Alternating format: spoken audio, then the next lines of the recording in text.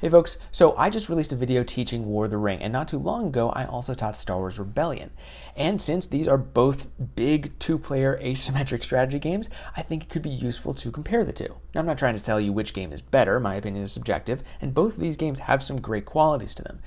But because they are very expensive games that kind of fall in the same category, I think it could be useful for some people to compare them, maybe help people decide which game is right for them, and save some money. So I'm going to focus on 5 different aspects that both games share, and we'll see which one comes out on top. For me, anyway.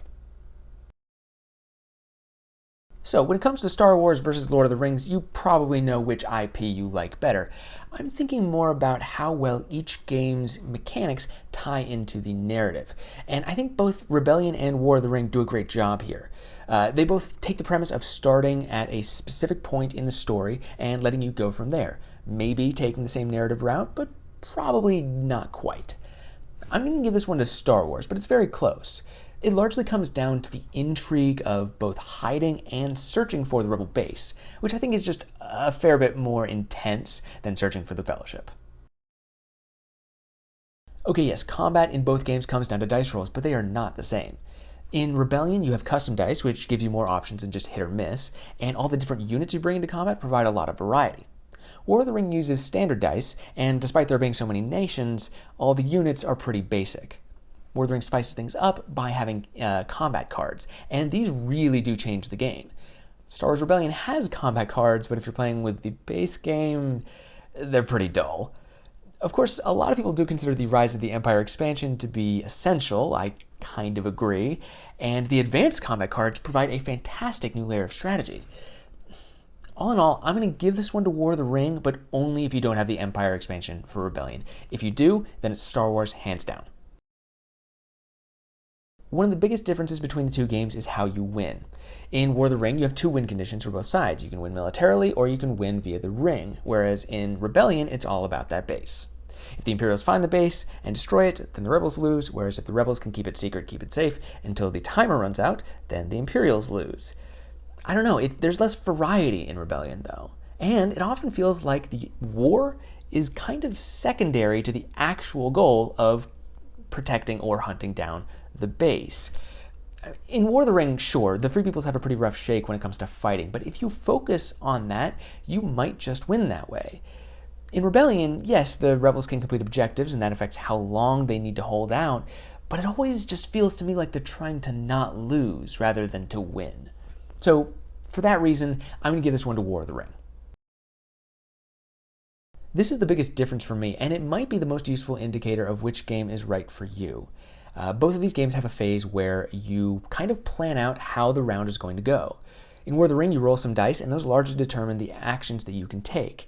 In Rebellion, you assign leaders to missions, locking in the choice, and also making those leaders unavailable for basic actions. This has a profound impact on not just the strategy, but the pace of both games. War of the Ring is much more fluid.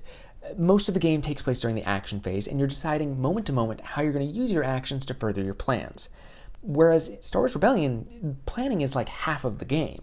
And then the other half is actually enacting those plans and hoping that they don't get derailed midway through the round.